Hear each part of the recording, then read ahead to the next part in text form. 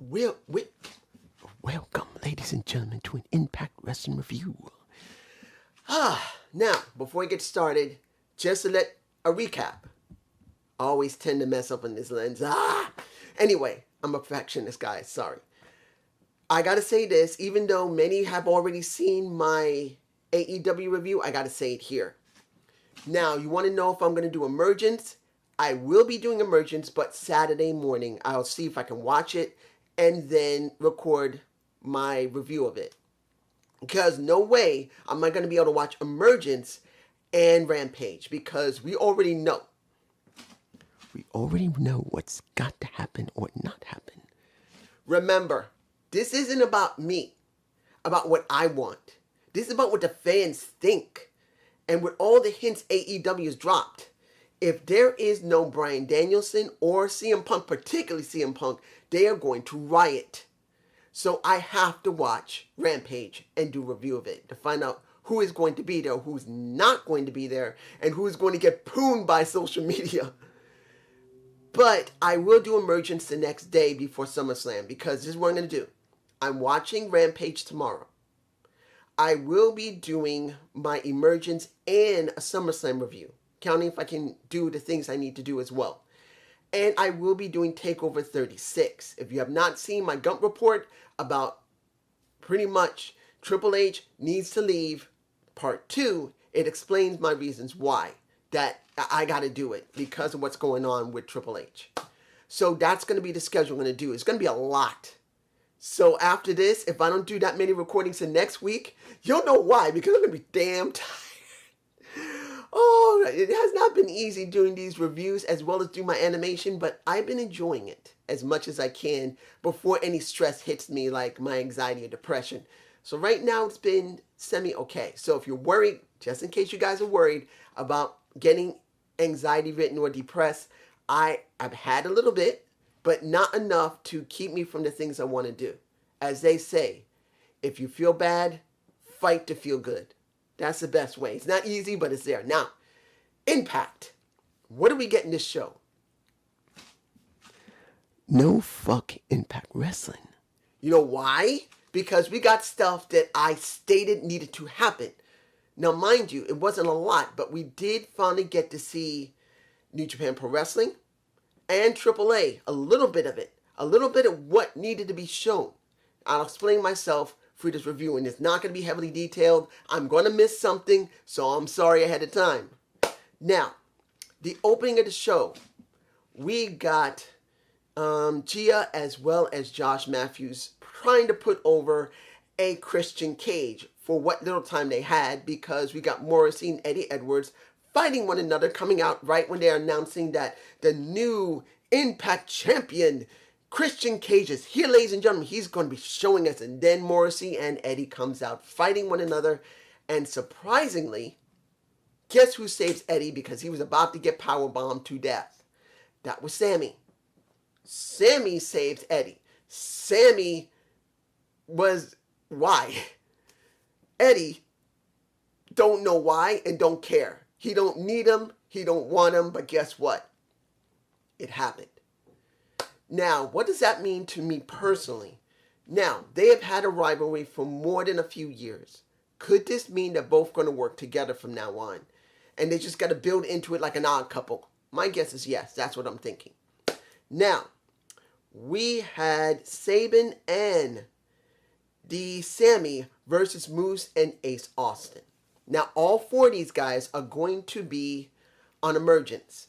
And whoever wins a Fatal 4-Way will be the next person who will be dealing with either Christian or Brian Myers after Emergence, because we don't know who's going to win Emergence from Brian or Christian. My guess, it'll still be Christian, but you never know with Impact. They're really trying hard to make things better. I got to say this, taking away from the show. Do I feel like Impact has been trying? Yes. Yes, they have. They have been trying. But does this mean it's great? No, they've fallen more than a few times. I needed to say that so you understand why I've always said, fuck Impact Wrestling. With a little bit of malice behind it. I gotta say a little bit of malice. fuck Impact Wrestling. But I will at least say that they have been trying, and that means something to me personally. For you guys, I'm sure not. But let's move on. The match between Matt Cardona and Shirai made no damn sense. Look, guys, I can understand it trying to do something between Matt Cardona and Raju, and they threw Shirai in there because due to the fact of Sky, I can't remember his name, Jason Sky, I think, I don't remember his first name, but Sky getting that win last week. The thing to me is I'm not having a problem with Sky winning or Matt Cardona losing as long as there's some understanding of why. Now, saying that Raju gets angry at Matt Cardona because Matt Cardona gets angry at him for throwing something on his woman does have some merit, but they don't continue it. That's the thing. Wouldn't it have been better to have at least 1 or 2 more weeks more of showing that Raju is showing disrespect to Chelsea Green before you go into it, and not just do a simple thing that he threw some water on Chelsea Green and then it starts a feud. That just feels empty for me personally. Now Raju, he tried his best to help and Chelsea Green slapped the taste out of his mouth, and in the end Shirai loses. But I will say this, it was somewhat interesting because Matt and Shirai were pretty much the same size physically, and even though Shirai had more mass, Matt Cardona wasn't too much different. So they literally were almost dead even. Pretty much, that's the truth. They were almost dead even in size and shape and strength level. Well, Shirai was a bit stronger and Matt was a little faster. So it was an interesting dynamic if Shirai wasn't so damn typecast. Now, I know there are guys that say, and I know in the comments, they're going to say, dude, why do you keep saying, or they say, Shirai is slow, he can't talk, he can't wrestle. Listen, and I'm saying this to you guys, and I know you're not going to listen. You're going to say what you're going to say. But listen to someone who's watched wrestling as much as you guys and has been doing it since he was 6 or 7 years old and only took a 10-year break because his wife didn't like wrestling and a bad marriage. That was along with it. I'm not saying that she was bad. We were both messed up. It didn't work. If she was to see this, I would say, how you doing? I'm not saying her name because that's out of respect, giving her privacy. But both of us were screwed up. That's the truth, guys. But I've seen enough wrestling to know if you really want to get a guy over, you accentuate what makes him who he is. And they have not done it for Shirai. That's the problem, guys. I'm not saying Shirai is the greatest thing since sliced bread. He's not an EC3. But even mid-carders and even lower carders can be beloved by fans. Listen, lower card and mid-carders could be beloved. You can be beloved even if you're not in the damn main event or tag division. It counts on it. You're booked. And then afterward, counting on if you're smart enough to take advantage of that, of course, you can say the guy's nothing, but he's never had it. And I say it again, Shirai has never had anything but typecasting as the Indian Lion. He's never been anything else. Either the Indian Lion or Muscle. Very rarely he's been anything else other than what they did in India. Just needs to be different. I'm moving on. Now, let's get this done. The vid packs of AAA Mania and New Japan Pro Wrestling Resurgence. Were they good? They were very brief. Let's make this clear. They were brief. They didn't really show a full match for either one. It would have been nice to see a full match for Dana Purrazzo dealing with Cherokee. I don't remember her name, but Cherokee, and that made me feel good, even though she's probably Mexican. But if she was Native American, that made me even feel more happy. Even though I am Puerto Rican, black, and somewhere Native American, maybe Chinese. It's good to see someone doing the Native American garb from America, not from Mexico or South America. That was Native American, guys. If anybody says it isn't, that headdress was Native American, not Mexican. They have similar, but they're different. Anyway, it looked all right, even though it was short. Then we saw Resurgence. That was for the Good Brothers. It was good to see it. It was good to see that they did show Resurgence. Now, if no one's seen it, I've done a Resurgence review. Even though it wasn't that detailed, it's there so you can see it. I am happy. This is what I was saying before, guys. I was getting pissed off that either AAA, AEW, or New Japan Pro Wrestling was not getting their own content shown on Impact. If you're showing so much of these guys there, you need to show them. If some of our people are working for AEW, working for New Japan Pro Wrestling, working for that, they need to show it. But now here's the interesting part you need to hear. Fuck AEW, New Japan Pro Wrestling.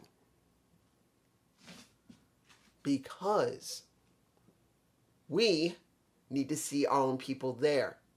Now the kicker is, Impact Wrestling needs to show anytime we're there now. And if they don't agree to show it, they should. This makes Impact Wrestling stupid.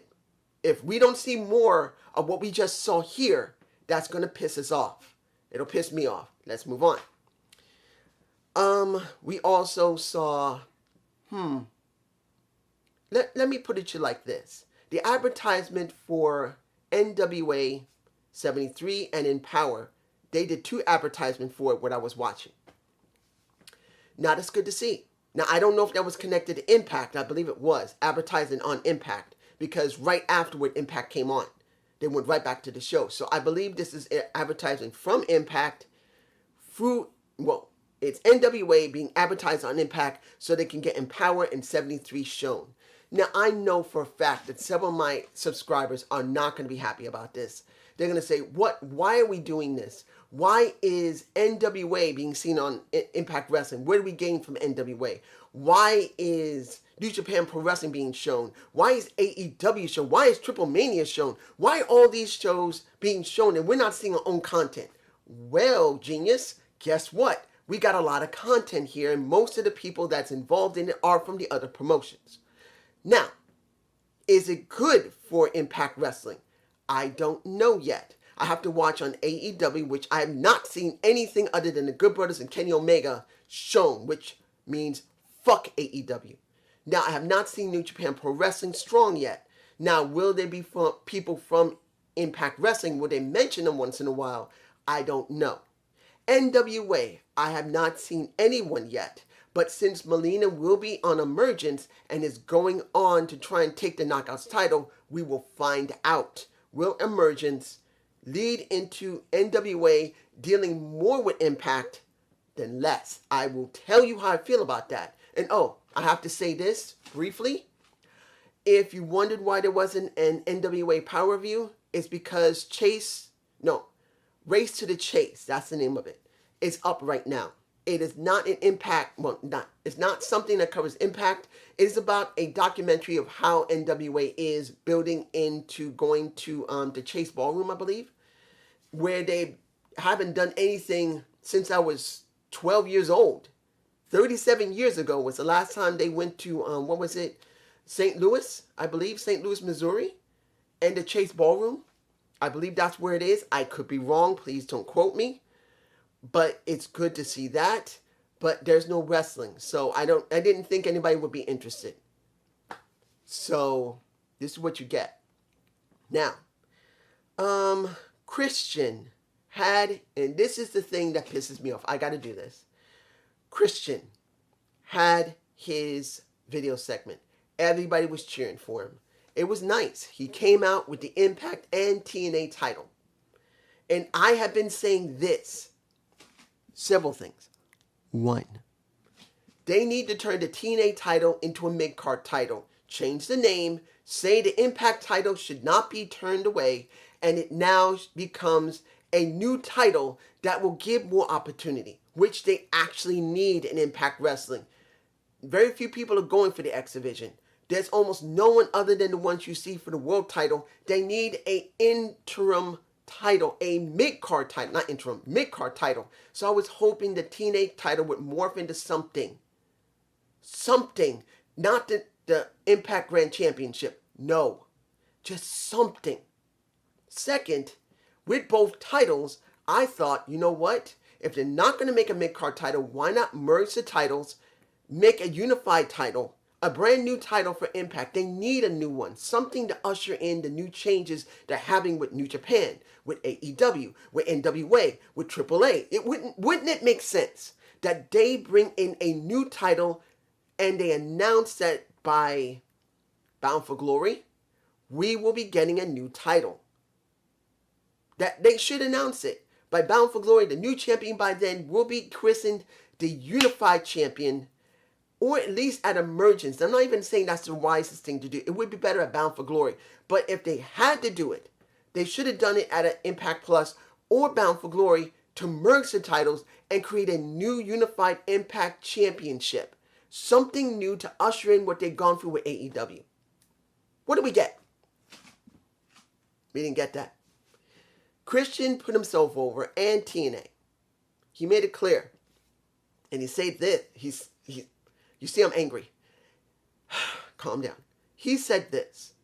It's beautiful to be back in the Impact Zone. It is wonderful that the life I've had when I left a company that I felt that I wanted to bank on myself. I wanted to really believe in myself that I can be more than what the previous company believed I can go to.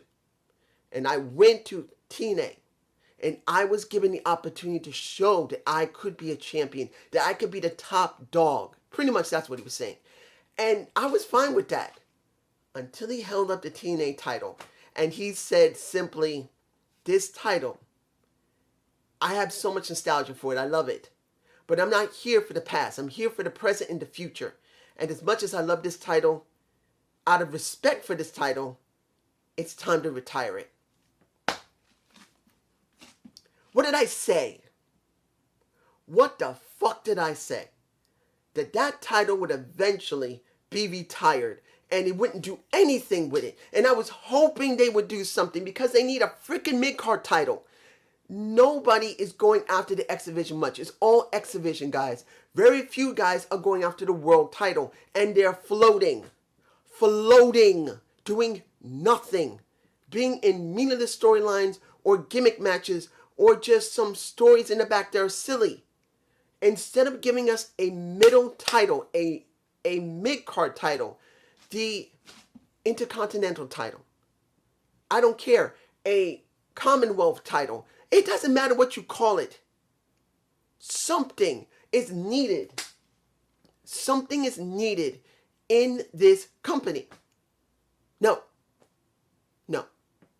They retired the Impact title. It is now the Impact World Championship. The question is going to be, by Bound for Glory, will they give us a new title? You want to make a guess? They're not going to change out the title when they should, after what's been going on with AEW, to usher in a new phase of their development, working with New Japan, working with AEW, working with AAA, and now working with NWA, because they're advertising NWA for their Empower and their 73 main event, their two pay-per-views. You would fucking think they would have the brain power to create a new title. And maybe they still will. And it will be revealed at Bound for Glory, their signature pay-per-view. So I'm not shitting on them completely. But I'm not going to lie here. I'm highly disappointed that they haven't decided to make a new title or even state that they're going to create a new title or a tournament or anything. But it's understandable. It is still August. Unless Bound for Glory is going to be moved up from October to September, we have 2 months to wait. Now, hopefully, something will happen and we will gain something that will lead us to a new, truly created title. Then we will get Brian Myers. And I'm sorry. Breathe. I have to remember to be calm and still stay objective. We don't know if we're going to get a title by Bound for Glory, a brand new one, or we're going to stick with the old one where they could have done something to create a new title for the mid-card, which they badly need. Now, Brian Myers comes out with Sam. And they have their little banter between one another. And there was a fight afterward. But what was interesting was this. When it came to Christian, you know what would have been nice? He could have mentioned Adam's name. Honestly, because Matt Cardona's on the roster, Brian Myers is on the roster. Why wouldn't he at least admit it would have been nice that you get Brian Myers making it very clear that he is the best professional wrestler, and you get Christian say, you know what, from the very beginning, I knew you had something, but you kept missing it. You didn't see it. You kept complaining and bitching, but now you finally got it. You know what would have been better? Could have said this, Brian, you know me, and you know the guy you were working with, along with Matt. I'm not going to mention the place that we all work together, but I want to know, and I want you to know, that when you started working with my best friend, that I knew you and Matt were going to be something. Matt managed to get somewhere, but not. And you, my friend, I always knew you had potential, but you kept missing the mark because there was something always missing. You were bitching and moaning, but you finally found it. And I am proud of you because I've seen you from the beginning. But that does not mean being the professional wrestler you say you are is better than me being the professional wrestler. I think that would have been better. That's just me, guys. Tell me below. Now, Melina had her match against Ava, now known as Brittany Del Rey. I haven't seen Ava in a while. Gorgeous woman. Why does she have to be so young? Why have to be so freaking old? And why would she wouldn't want me anyway? I'm a homebody. But anyway, she got her butt whooped. And you see a Muda lock from a Melina, which is a dragon sleeper. Now, here's the thing. After the match was over, you got Dana Purrazzo attacking her, making it very clear that she must be whooped so she won't have an edge at Empower. But then you got Matthew Rinwalt. I believe that's his name. Rinwalt.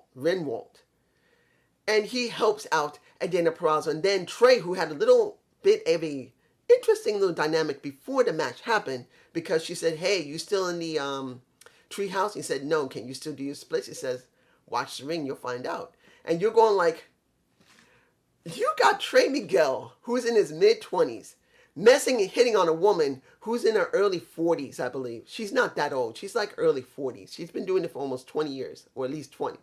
And that makes you think, interesting. I would be interested in seeing how far they go if Melina continues staying in Impact Wrestling and working NWA. You never know. So, now we're getting a match at Emergence. Mixed tag. It's not bad. I just wish there was more time to build into it. Now, we finally got the best match of the night. There wasn't that many matches here. If I'm missing a match, I'm not surprised because there's so much content here to cover. And that is, well, wait, I take that back. There's one bit. Jake something versus a Caleb with a K. I gotta say this. I think I need to say this. And I may do a Gump report on this. I may actually film this afterward. Caleb with a K needs a change. Yes, he's worked well with Neil Dashwood, who did a segment of Locker Room Talk / All About Me. I'm not even going to talk about it. There's no reason to talk about it unless Caleb with a K gets a match with Johnny Swinger, which could happen in the next week or two because they had some heat. But the match that he had to Jake something, he got his butt whooped. But this is my thought. This is what I think would be a great story for not Jake something, for Caleb with a K. Wouldn't it be interesting that we know, it's obvious we know, that suicide is Caleb Connery. We know this. Caleb with a K. But let's say that someone in the back thinks, you know what, Caleb, let's do something with you. You've been doing well with Tennille, but let's make a little twist here and scare Tennille a little bit, having you begin to switch from going Caleb to the K to the S of the suicide. Becoming a little mad that you've been getting your butt kicked. And you've been getting your butt kicked. And Tennille hasn't been helping you. You've been saving her. And you've been building up this pent up emotion. And we're going to show suicide having matches, but not being regular suicide. He's not going to do any type of theatrics or anything. He's going to be highly aggressive suicide. You'll see the suicide attitude, but he's overly aggressive. He literally tries to destroy his opponents violently. We're going to start turning you into Suicide. And everyone's going to be wondering what's going on with Suicide. He seems to be really aggressive. And you see Suicide in the back in his suit. And you see Suicide, when people start to approach him, he growls at them and actually slams them into the walls. And then, the flip side, the next week, we see Caleb with a K. And he's trying to be nice and sweet and making Tino happy and doing the camera work and trying to get on social media. But then, Caleb with a K starts showing a little bit of Suicide, a little bit of aggression, a little bit more and a little bit more and a little bit more. Eventually, culminating in one of the pay-per-views or Impact Plus, we see a switch from Suicide, well, Caleb to the K, to a real Suicide. He just switches the script. That day, he just becomes so aggressive, he terrifies Tenille and everyone else around him and says, Suicide will come for you all. Wouldn't that be more interesting what we get with the Caleb with a K getting himself ass handled by a Jake something who's trying to prove to well, I understand why he did it, so Josh Alexander would take him more seriously, but Caleb is doing nothing. Let's move on to the final match, which I felt was very good. I don't know what to call it. Battle of the... What would be the best name for this one? Battle of the Monsters, I guess. That's an old one. Monsters Unleashed. No, that's a game. The Monsters Through the Floor. There you go. We get the Doiling versus the Doc Gallows. Now, you would think it's not going to be a very interesting match. They're just two big guys. They're not going to make it good. In actuality, this match was better than expected. And at one point, it was decided, I don't know who it was, they're in my face, they went up the ramp, they're fighting each other, you get Doiling grabbed and powerbomb through the part of the, well, their stage is now ruined, destroyed. And everyone went and lost their shit. Now, we don't normally see this in Impact Wrestling. Yes, at the ring. But we don't normally see it on the stage. They wanted to make it very clear. But then you hear D'Lo Brown. He says, these guys, they just went through something that holds hundreds of thousands of pounds. Really? D'Lo, you could have said, that stage can hold easily up to 5,000 to 6,000 pounds. You could, 3,000 or 4,000 pounds. You want to make it accurate. And the force they both gave was enough to break it. You could have said that could have held at least 5,000 pounds until they drove through it. But hundreds of thousands of pounds, come on. He had to go that far. That was so stupid. But in the end, was it a good match? Yes, it was. Doiling won, and it leads into Emergence. And you wonder what's going to happen with the triple threat. Will Doiling or will Doc Gallows be ready? Because they look stressed out, wiped out, and worn out. This was a good show. But I will say this. You wonder where they're going with New Japan Pro Wrestling, with AEW, with AAA, if they're ever going to do anything again with AAA, and with NWA. Especially with Molina there. Maybe a couple of people from Impact Wrestling going over to NWA, which, to be honest, they need extra people there. But it's just me, and I know you guys are not going to all like my review. They're going to say, this is bullshit. You're not seeing the truth. What is wrong with you? I'm seeing it objectively. If you don't like it, leave a comment below saying you're stupid. But honestly, leave a comment. Tell me how you're feeling. Hopefully you like the show. You like me. Leave a like. Maybe someone else will see me. Peace.